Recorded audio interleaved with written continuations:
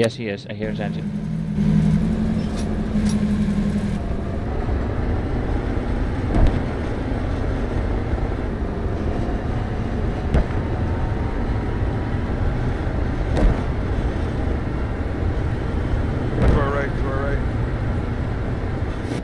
I put the gun towards 3 o'clock. I'll try to get around him. Yeah, he's on the right, 3 o'clock. To your right, to your right. Just grid 90 on the right. He's behind the bushes. Nice, giving the smoke. Nice. Oh, he's on fire. Oh, he was. Not anymore. Holding, backing up.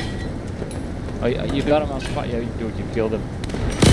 Nice shot.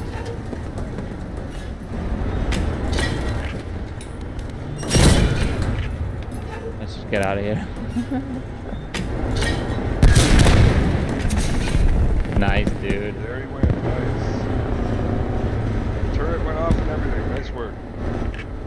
That's pretty good driving, man. Thank you, sir. That was good gunning. What did he say his name was? Gebatron. Hello everyone, I am Gebatron. It's been a year since Offworld Industries purchased Postscriptum, changed the name to Squad 44, and gave the keys to Mercury Arts. So I thought it would be a good time to take a look and see how far the game has come, and we'll see if it's time for you to take a dive into the immersive battlefields that Squad 44 has to offer. First, let's do a giveaway. I have 3 Squad 44 Steam keys to give away. This giveaway has nothing to do with YouTube or its affiliates. It's between you, me, and Offworld Industries as they supplied the keys. To enter, simply comment on the video and at the end type the phrase Pacific 2025. Like this example here. Squad 44 is looking good. Pacific 2025. I'll let the giveaway run for 2 days. At that point, I'll pick 3 winners at random and reply to your comment telling you you've won. Note that my replies and comments will always be from Gebatron Gaming and my name will be highlighted. It will never be from Gebatron Gaming 312 or something and not highlighted. Once I've told you you're a winner, simply email me at gebatrongaming@gmail.com and we will go from there. Good luck! Before we go back to December of 2023, let's talk about what's happening right now. Just yesterday, December 11th, update 1.5 has been released titled Preparing for the Pacific. We will talk about what's all included in this update later, but in order to help promote this update, Squad 44 is running a free weekend. That's right, you can play Squad 44 for free from today, December 12th, until Monday, December 16th. Go and check it out for yourself. I'll put links to the Squad 44 Steam page both in the video description and in a pinned comment. Alright, now let's look at what last year brought us. As stated earlier, Offworld Industries announced their purchase of Postscriptum in November of 2023. About a month later, they announced the name change to Squad 44. This came alongside an update where Mercury Arts finished out their work on Operation Mercury, hence their name.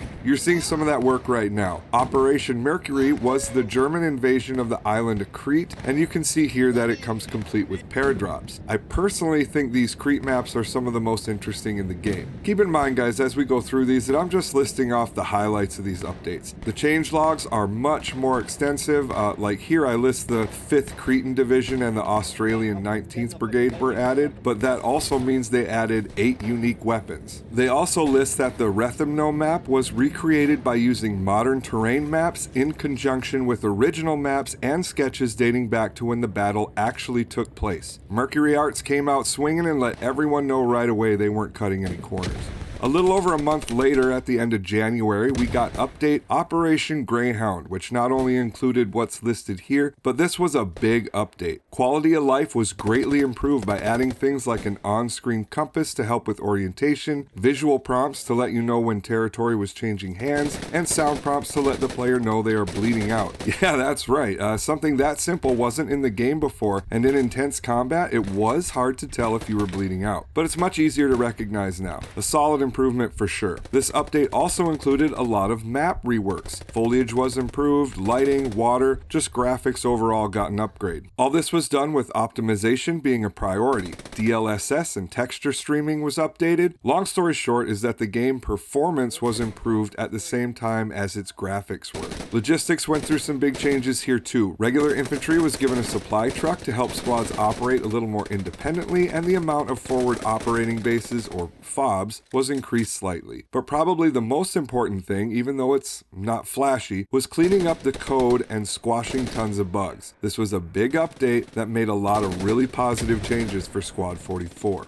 The next changes came about a month and a half later in the middle of March. Now this update wasn't huge like the last one, but it was important in my opinion. In addition to continued performance upgrades, this one included changes made to the logistics system that they had introduced in the last update. Why is this important? Because they let the community play with the changes they had made, compiled their feedback, and made positive changes based on that feedback. That's something I like to see in a development team. Now let me just expand on this a little. I'm part of the Squad 44 testing group in their official Discord. I'm almost never available to take part in any of the actual testing, but I do follow some of the conversations that take place there. And I'm telling you that these developers listen to their community and are very, very active there. I'll link to the Squad 44 Discord in the description and pinned comment for anyone who's interested in getting involved there. Okay, now moving on, we get another big update on April 15th, and I'd like to point out that this started in December of 2023, and here we are only 5 months in with 4 updates already. 3 of them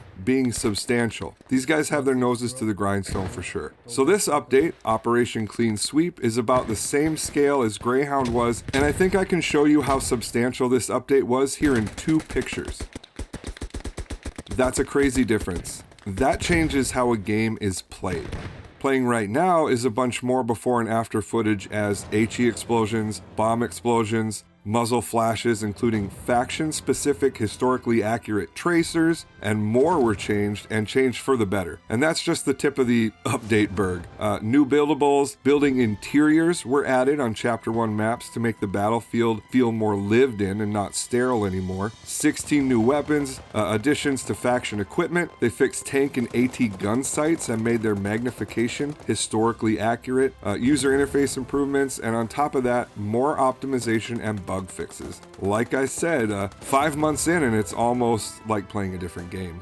Fast forward about 2.5 months and we get the Reign of Steel update on June 27th, and it was worth the wait. Front and center was the introduction of 40 new vehicles and AT guns. This is on top of an already stacked vehicle roster. My personal favorite addition was the Panzerwerfer 42, but here's a look at all of them. In addition to this, players could now ride on friendly tanks and operate external MGs if the tanks had them. Smoke launchers were also added to certain armor vehicles. That's enough for one update alone, but the new game mode Frontline was introduced here too. Not to get too deep, but in Frontline mode, players are given different objectives than the usual occupy/defend territory. Attackers may have to destroy a specific AT gun or bunker, as well as perhaps build a pontoon bridge and occupy a specific point. Defenders will have to defend these objectives. It's a pretty fun game mode that allows different squads to be assigned to different smaller objectives. I like it. The Arnhem practice range was allowed to be hosted on community servers, which allows for players to learn the game together. And if that wasn't enough, the map updates and optimizations continue. The changelog on this update is very long and covers much more than I've mentioned here.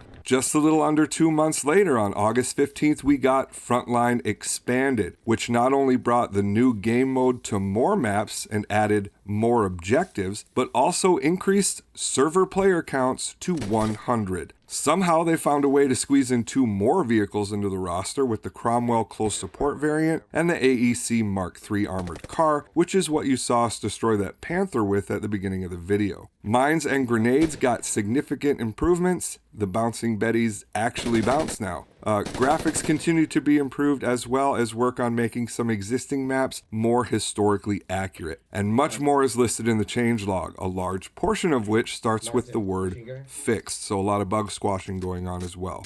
Now here we are, December 11th, 2024, which was yesterday if you were watching this video the day I published it, and we just got the Preparing for the Pacific update. First, we get a new seeding game mode. This mode is a small-scale, advanced, and secure type match, which will unlock all weapons and give players access to more weapon variety. It will feature a player kill feed and will unlock into a larger game mode once enough players have entered the match. We also get the new museum/shooting range set in the historic London Underground, and it features all the weapons in the game, including the new US Marine Corps and Imperial Japanese Army weapons that will be coming in the future update. We also get a sneak peek at the new faction characters. The Arnhem range and hangar have also been updated with the new faction weapons and vehicles. The main menu gets a rework, new admin tools, as well as a standard bug squashing and optimization. But there are some game mechanics changes I want to point out. The stamina system has been reworked to reduce dependency on the canteen. Movement has been improved. Machine gun overheating and a barrel change feature has been introduced. And we can finally zoom in and out of our full screen maps without having to hit enter first. Finally, we even get new faction specific sound effects for various situations.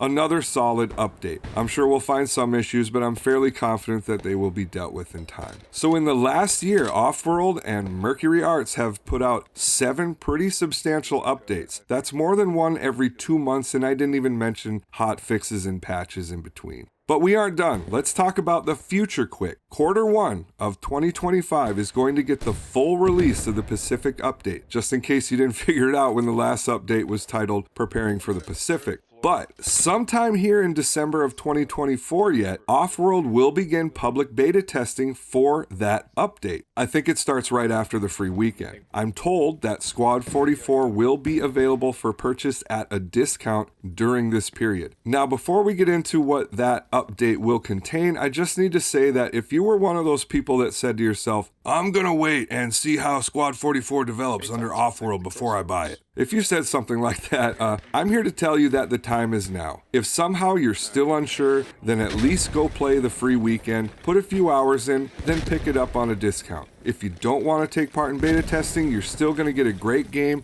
with a ton of content and a bright future just over the horizon. Okay, Gebatron, what's in the Pacific update already? Iwo Jima.